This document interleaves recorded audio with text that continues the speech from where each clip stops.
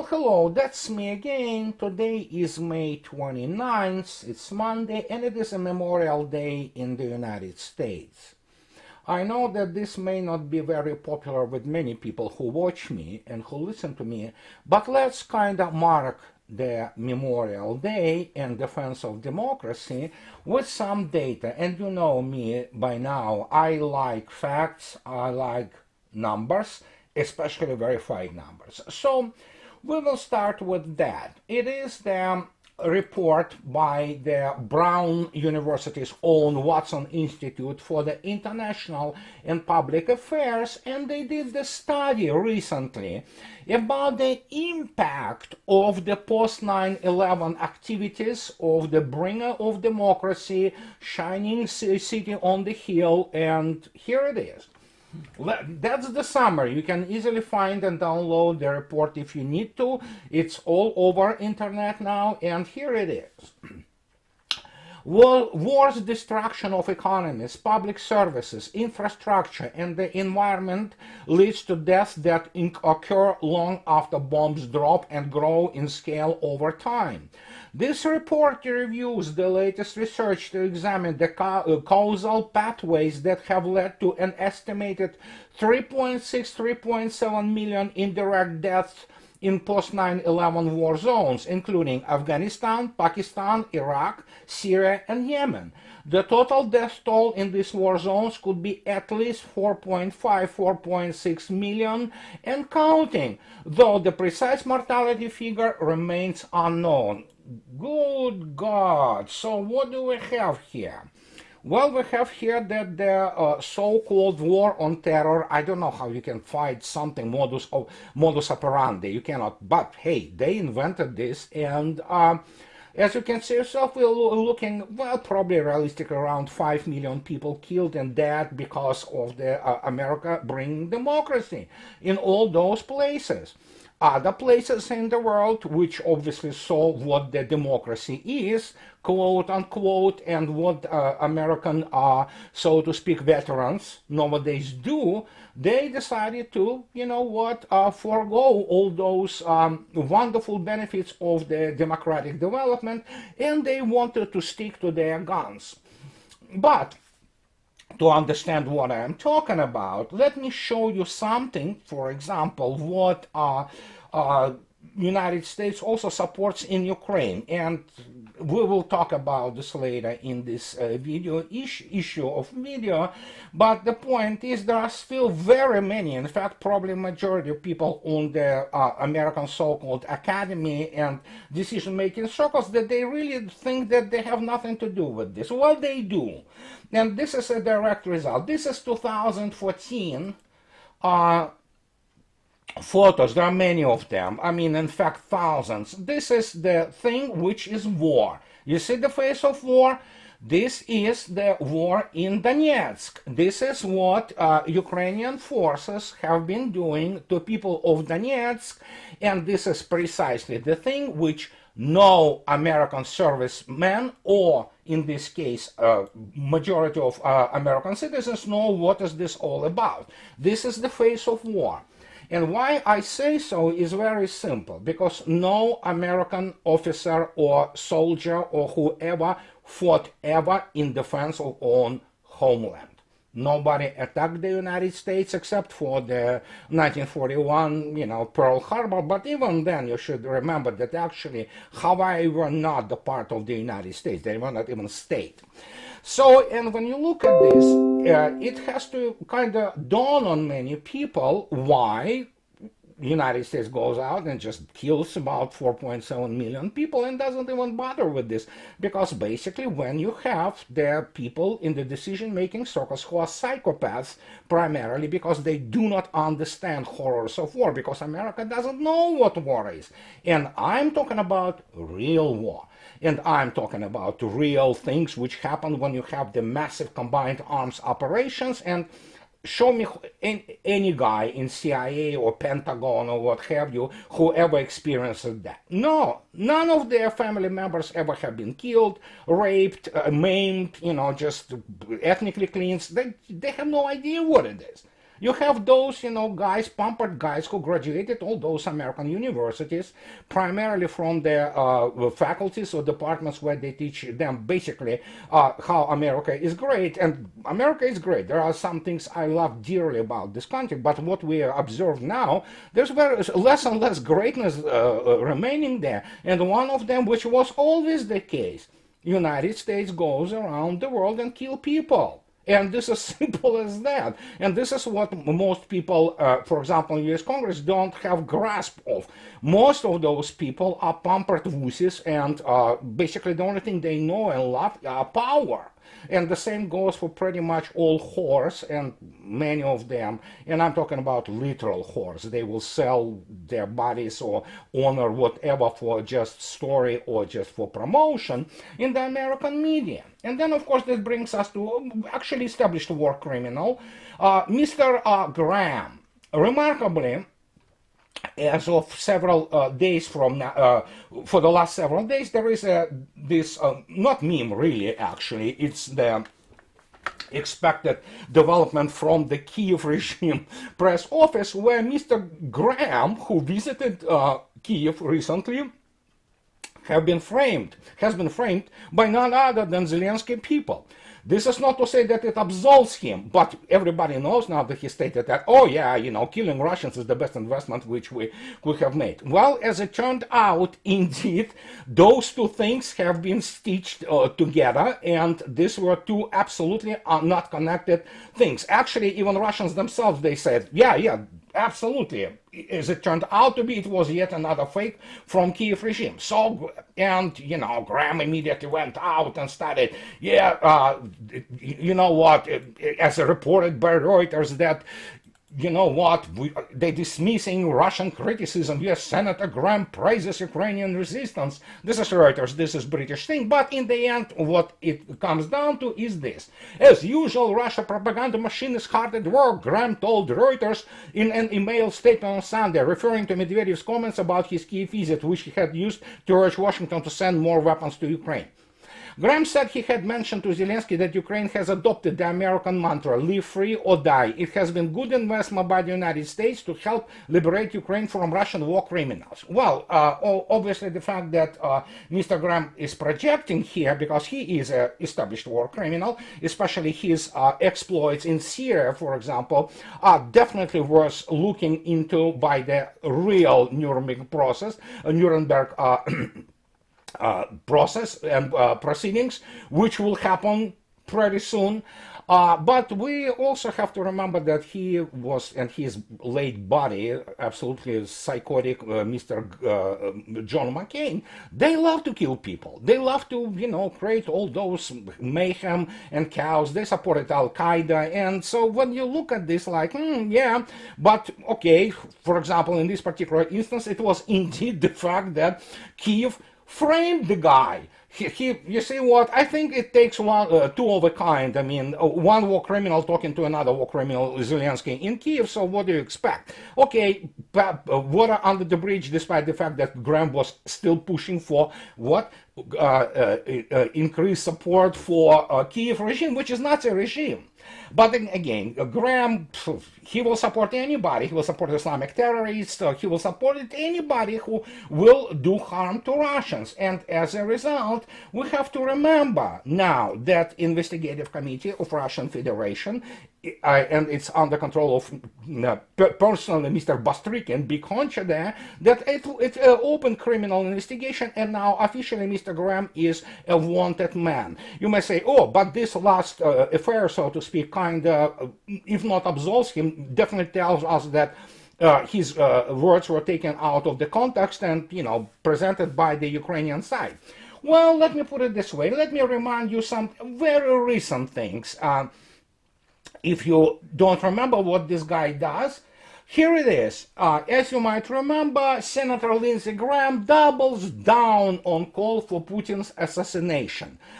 This is the guy who actually is in the US Congress. People of South Carolina elect this psychopath, I mean, constantly, so it's basically projects on them. And this guy he is colonel of JAG. That means he has no clue what real war is. He won't be able to command squad, let alone platoon in real serious war. But here it is, he is US senator, influential one, and he calls for assassinating of the leader of the nuclear superpower.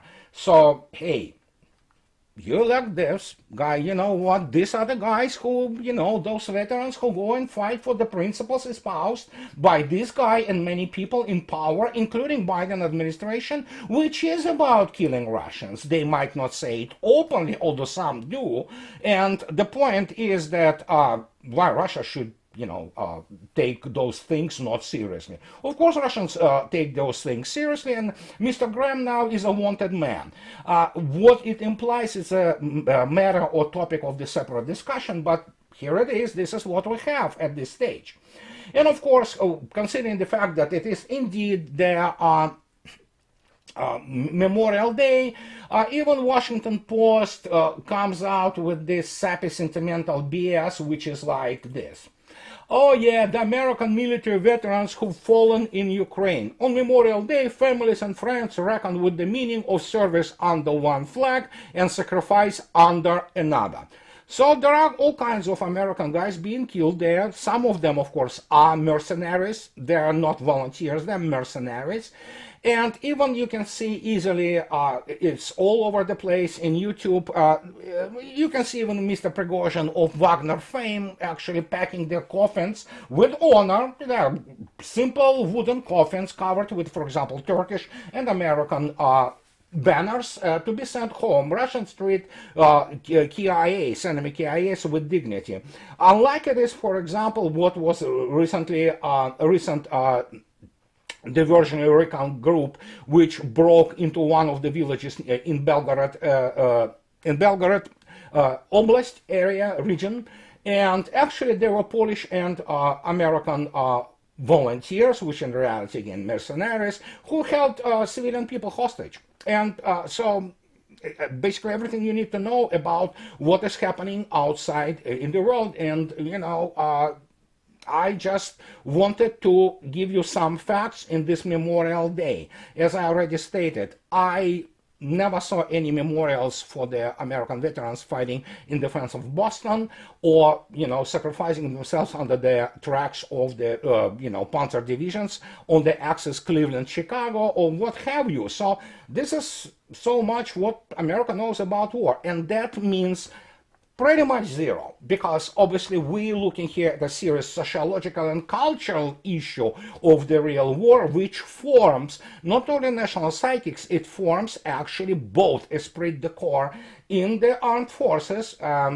and of course also the way armed forces of the country interact with its majority of population. America doesn't have it. It never had it, because you cannot even convey to average American what real war is. They watch the Hollywood movies and they think that that's war. It is not. A real war is what I showed you in the beginning with the photos from Donetsk from 2014, although I can show you photos from 2015, 17, 22, 23, because the number of civilians being killed, especially deliberately targeted by the Washington-based body in Kiev, and we know the Kiev regime is merely proxy. The United States wants to kill Russians. It wants to break Russia apart. And this is the meaning, basically, of the Memorial Day today, as it presented today on the May 29th, 2023. Because, as I already stated, America doesn't know what war is. Neither do people who fight those American wars. And that brings us to more profound things. They're pretty much military things, and we already know that Russia produced, she ran out of missiles, yesterday and today again.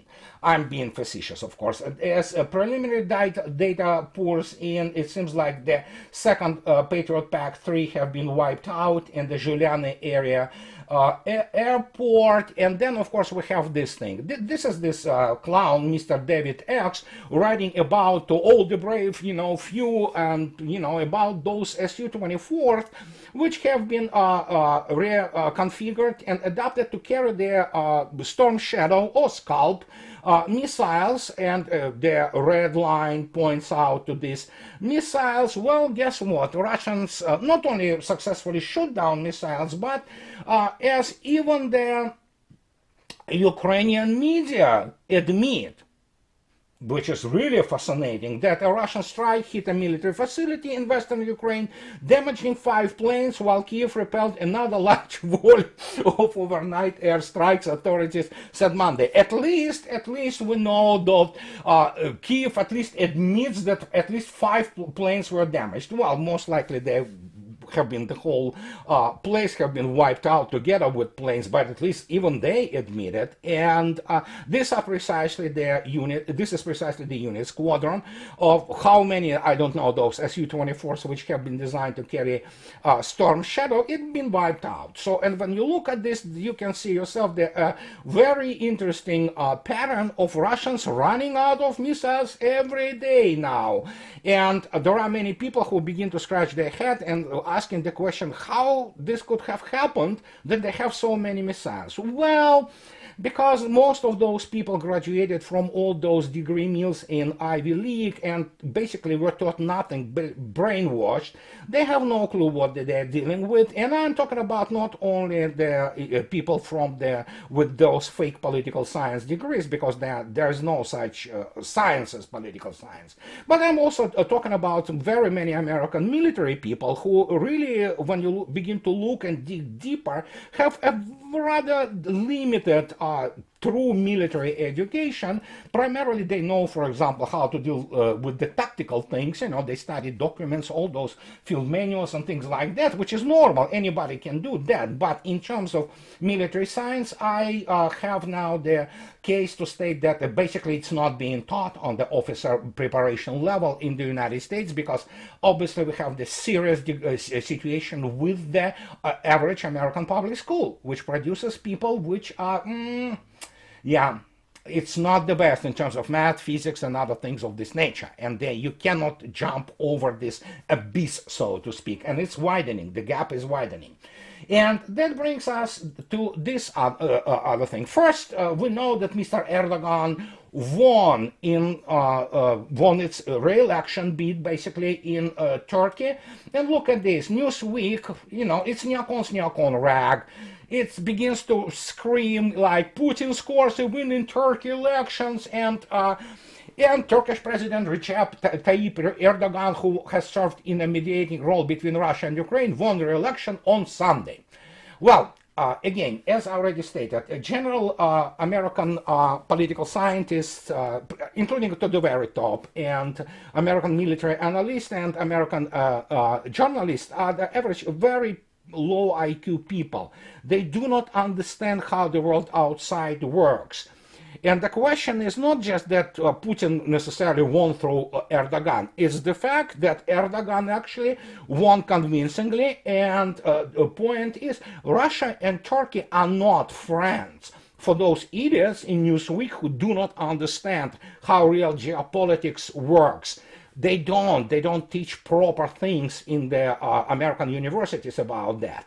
And when you look at those neocons who continue to pretend that Russia and Turkey are friends, they have no clue what they're talking about. What they do not understand, you don't have to be the friends in modern international relations, or any international relations for that matter. You have to have only some common interests which coincide, and you develop it from there, and you build business relationships. You build, in some issues, partnerships, but you don't have to be a friend, albeit we have to admit that Erdogan and Putin are good friends, no doubt about it. And for those people who remember the events of 2016 when Erdogan survived the coup, It was obviously Russian secret services and Putin who helped him to survive. And this is really serious. You do not forget those things. You keep them close to your heart for the rest of your life if you have any honor. And Erdogan, you know what? Russia completely understands that Turkey has only Turkish interests at heart. Turkey is not interested in Russian interests, but you can deal with them and you can actually build some partnerships. And that's what happens. The worst case scenario is happening now for the Washington neocons is the fact that yes, Turkey proceeds with being the gas hub for the whole Europe, which brings us actually to the other issue, which those people, oh my God, it's, yeah. Have issues comprehending or living with this. And the question is that actually Russian energy is still being bought by Western states. They buy Russian oil and gas. And this happened 2 days ago, and actually yesterday, I'm sorry. Western nations have not stopped buying Russian energy despite the unprecedented sanctions imposed by the US and EU against Moscow, Russian Energy Minister Nikolai Shurginov has said. These nations have just switched to workarounds to procure Russian imports, he told the Russia 1 TV channel.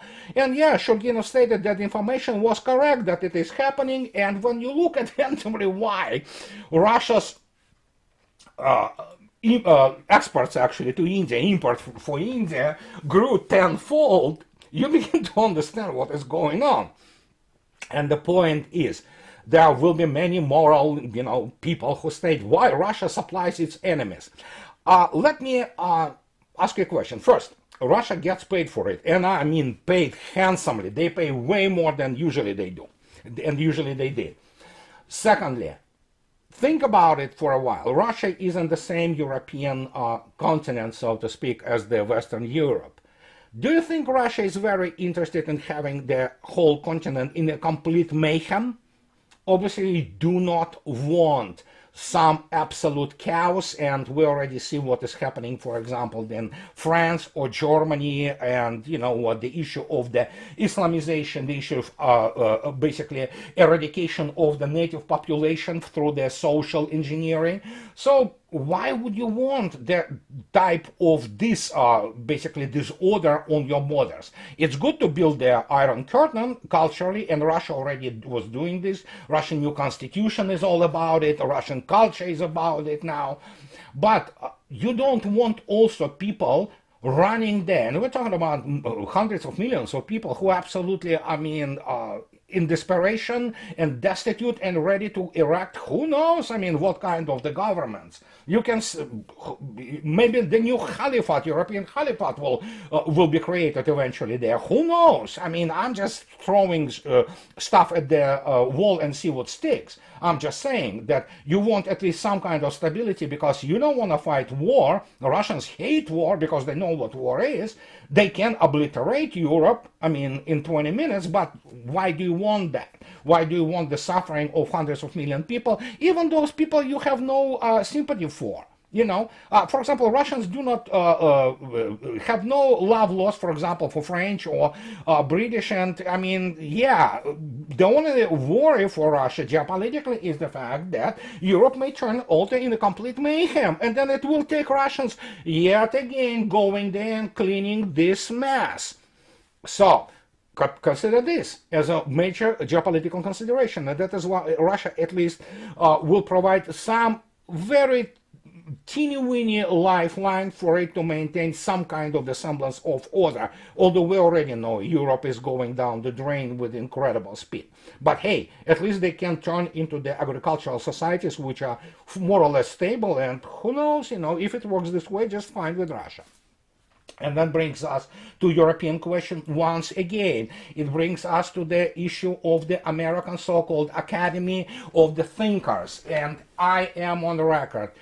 Read my lips. American geopolitical thought is second rate. In fact, it's even the third rate because from all scholars ranging from Fukuyama to Mearsheimer, I look at those people and they have no clue actually.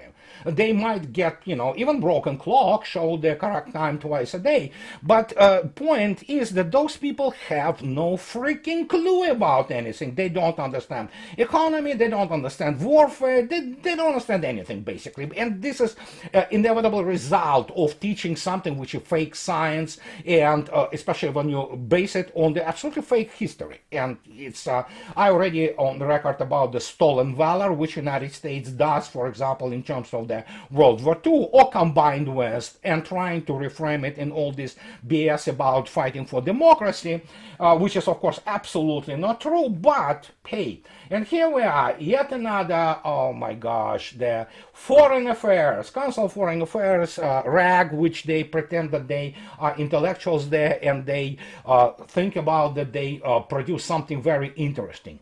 Well, here it is. This is American thought. So does America still need Europe? It was their discussion between two different schools of thought. The one which is kind of let's get over this and done with Europe and just let them defend themselves. I don't know against what they want to defend it, but hey, nonetheless, here it is. And then, of course, there is another school of thought which was represented by the way by Michael Mazar, who also said, no, we cannot leave Europe, you know what, because America is the best. America is, the greatest thing which ever happened on the earth. And here it is. And in his response, he does this. And again, listen, those people have no really logic. They don't have any kind of knowledge of the history. They don't have anything. Look what he responds to those other who say, yeah, we need to kind of withdraw from Europe somewhat.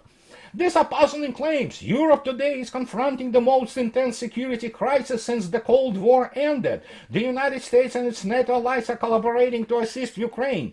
Those allies, including France and Germany, have made a raft of new commitments to strengthen their defense, and the alliance is rushing to restore its ability to operate effectively.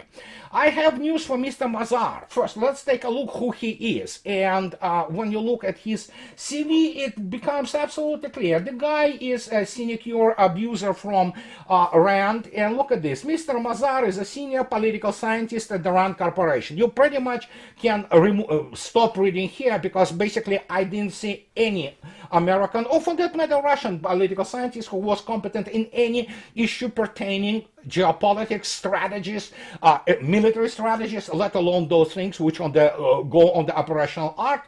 And when you look at this, here it is. Previously, he worked at the U.S. National War College, where he was professor and associate dean of academics.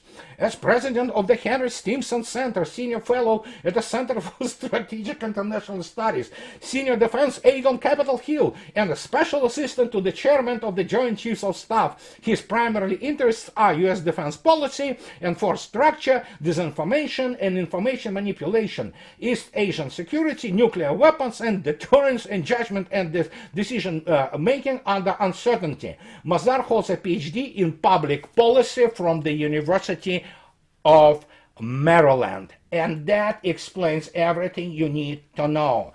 If you do not have serious military background, you have no business going to those government schools and pretending that you have ability to judge anything on the deterrent. And again, American universities in these programs are primarily fraud. It is their easy degrees for all those good old boys and girls to get into. And when Mr. Mazar states that there is most serious security issue or challenge in Europe, hey, how about you ask the question, who created this challenge? Who is behind that? When the United States has the best proxy it ever had in its history, and this proxy has been destroyed 3 times over. And now those people begin to whine. The truth is, I don't think so you can communicate with most of those establishment scholars on any serious affairs, because they lie. Those who understand a little bit, they still cannot understand, cannot grasp the reality and severity of the situation, because all of them, without exception, be that Mr. Mearsheimer, let alone be that Fukuyama, and even people, some of them I don't want to name here, they are exceptionalists. They still believe that United States is the best thing which happened to the world ever. Obviously, the guys do not know the history of the previous thousands of years of human civilization. They do not understand the history of the empires, how they decline. And then, of course, as I already stated, most of them, 99% of them, are people who are totally incompetent in the actually technological and procurement and balance of power issues, which are military issues. You have to have a freaking engineering degree to understand what is going on there. Most of those people don't. They probably basically made their career studying with the debate clubs where they, in high schools, where they were discussing some kind of the propaganda BS. And when you look at this, this is what becomes absolutely clear. How else those people can get anything right? Of course they can't. They live in the alternative universe. They believe in all those propaganda shticks, so to speak. And when you begin to see this again, that now suddenly Bloomberg and all those people come out of the woods in the United States and say that F-16s for Ukraine won't be a game changer. Bloomberg reports. According to the agency, the F-16s that could be sent to Ukraine will still have inferior radar and shorter range missiles. And again, even here, when they state this, obviously hedging the yet another destruction of the Wunderwaffe, yet another one, they do not understand. Even latest APG-80s or whatever they have on the latest versions of F-16s, they are not designed to find modern Air Force, such as Russian Air Force, and they have no absolute ability to react on it because whatever they carry is twice outraged by the modern Russian air-to-air missiles and the net-centric based air defense and operations of the Air Force. How can you explain it to those people? They don't even understand that. They don't understand technological issues behind that. They don't understand economic issues which allow to continue produce enormous amount of the standoff smart munitions and other types of the munitions and tanks and what have you, because they never learned real economy. They don't teach real economics in the United States universities. None. Most of those people have no clue. The only thing they know is Wall Street. And as the result, you have this. And this is what I wanted to tell you today on this Memorial Day, for you to keep in mind that for all sacrifice which American servicemen do, and I respect their tragedies, I respect their death, you have to remember that American soldier never fought in defense of its own country. And that is simple as that. And this is what I wanted to tell you today. And those who want to support me on Patreon and buy me a coffee or two, just please do. And subscribe to my channel, guys. And you know what? This is everything I needed to say today. And have a nice rest of your Memorial Day weekend. Bye-bye.